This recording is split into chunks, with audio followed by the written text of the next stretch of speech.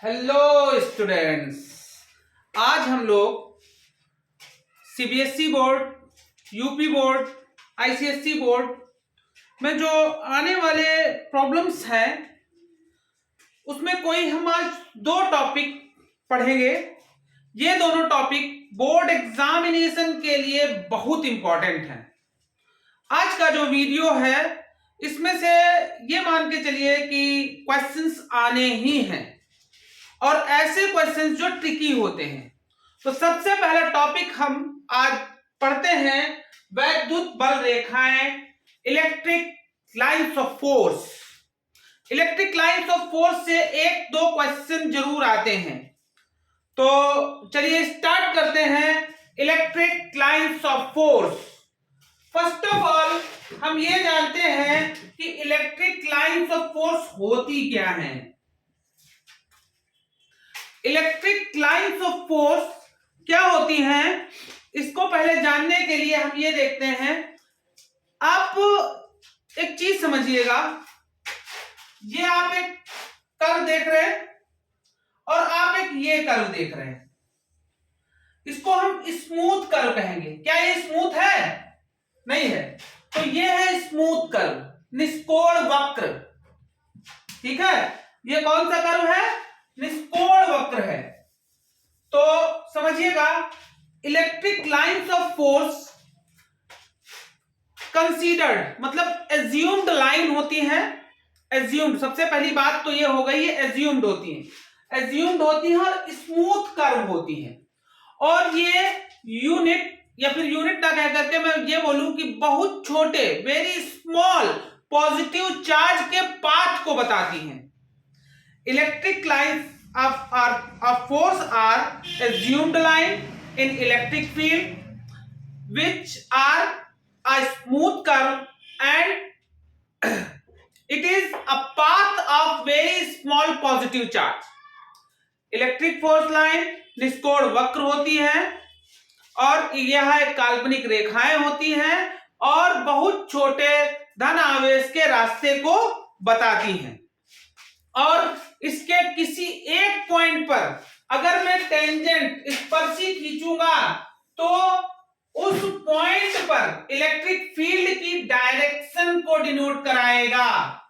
The tangent at any point on electric field is the direction of electric field. या तो मैं ये कहूं, अगर कोई पॉजिटिव चार्ज यहां पर रखा होगा तो इस पॉइंट पर लगने वाला जो फोर्स होगा उसकी डायरेक्शन इस डायरेक्शन में होगी।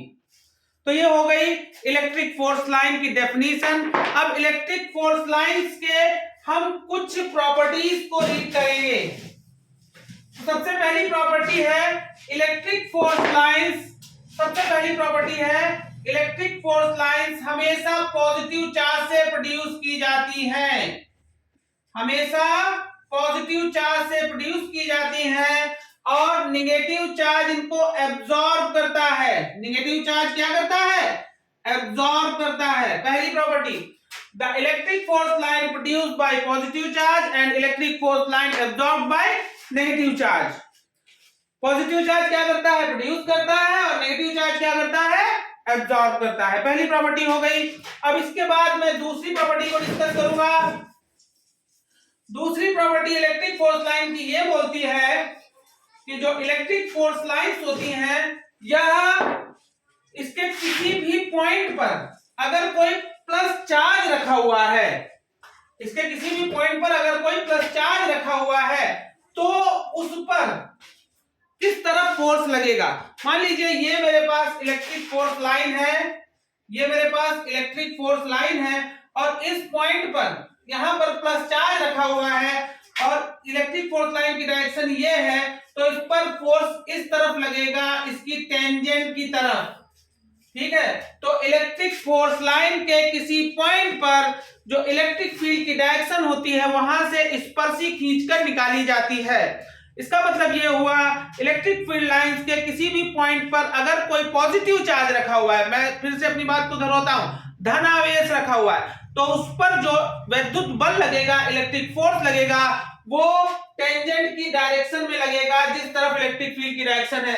अगर इसका उल्टा होता ये तो पॉजिटिव चार्ज के लिए हो गया। अगर मैं इसका उल्टा करता, मैं पॉजिटिव ना कह करके अगर मैं नेगेटिव चार्ज यहां पर कहता, तो नेगेटिव चार्ज पर जो फोर्स लगता है वो इस डायरेक्शन में लगता, opposite to the direction of electric field. ये हो गई दूसरी बात। अब मैं आप लोगों को तीसरी बात आपसे डिस्कस करूंगा। तीसरी बात देखिएगा इलेक्ट्रिक फील्ड फोर्स लाइन की। इलेक्ट्रिक फोर्स लाइन कभी एक दूसरे को इंटरसेक्ट नहीं करती हैं, कभी एक दूसरे को कट नहीं करती हैं। ये तीसरी बात हो गई, इलेक्ट्रिक फोर्स लाइन कभी एक दूसरे को इंटरसेक्ट नहीं करती हैं। इसका रीजन क्या है? इलेक्ट्रिक फील्ड लाइन किसी भी एक पॉजिटिव चार्ज के रास्ते को बताती है। तो इस पॉइंट पर आए, अगर इस इलेक्ट्रिक फील्ड की मैं बात करूं, इस इलेक्ट्रिक फील्ड लाइन की अगर मैं बात करूं, तो इस इलेक्ट्रिक फील्ड पर चलने वाले पॉजिटिव चार्ज का जो रास्ता हो जाएगा, जो दो हो जाएंगे, जो कि पॉसिबल नहीं है। एक चार्ज दो रास्ते पर नहीं चल सकता है, इसलिए इलेक्ट्रिक फोर्स लाइन कभी एक दूसरे को कट नहीं करती हैं। इसके बाद मैं चौथी बात करूंगा आपसे, फोर्थ प्रॉपर्टी इसकी समझिएगा। चौथी प्रॉपर्टी ये कहती है कि इलेक्ट्रिक फील्ड लाइंस हमेशा प्लस चार्ज से निकलती हैं और माइनस चार्ज की तरफ जाती हैं। इस तरह प्लस चार्ज से निकलेंगी और माइनस चार्ज की तरफ जाएंगी। देखिए इस तरह, और ये इस तरह से इलेक्ट्रिक फोर्स लाइंस जो होंगी वो एब्जॉर्ब होंगी यहां, और यहां पर इधर से निकलेगी, इधर से एब्जॉर्ब होगी और दूसरी तरफ से निकलेगी। अच्छा, इसके बाद मैं आप लोगों से नेक्स्ट प्रॉपर्टी की इसकी बात करता हूं। तो इसकी नेक्स्ट प्रॉपर्टी ये है कि किसी भी चार्ज के पास, किसी भी चार्ज के अगर मैं पास जाऊंगा, किसी भी चार्ज के अगर मैं क्लोज जाऊंगा, तो इलेक्ट्रिक फील्ड जो हो, फील्ड लाइन जो होगी वो बहुत ज्यादा होंगी। देखिएगा, ये एक मेरे पास चार्ज प्लेट है, ये मेरे पास एक चार्ज प्लेट ना लेकर के मैं एक पॉइंट चार्ज ले रहा हूं, पॉइंट चार्ज ले रहा हूं। तो ये देखिए इलेक्ट्रिक फोर्स लाइंस निकल रही हैं। अगर मैं इसके क्लोज खड़ा हूंगा, अगर मैं इनके बहुत क्लोज खड़ा हूंगा, तब होगा क्या? देखिए, अगर इस जगह पर मैं देखूं तो इस एरिया से 1 2 3 4 लाइंस निकल जा रही हैं, और यही एरिया मैं यहां पर ड्रॉ कर रहा हूं। तो देखिएगा इसमें से इलेक्ट्रिक फोर्स लाइंस कितनी निकल पा रही हैं? केवल एक इलेक्ट्रिक फोर्स लाइन निकल पा रही है।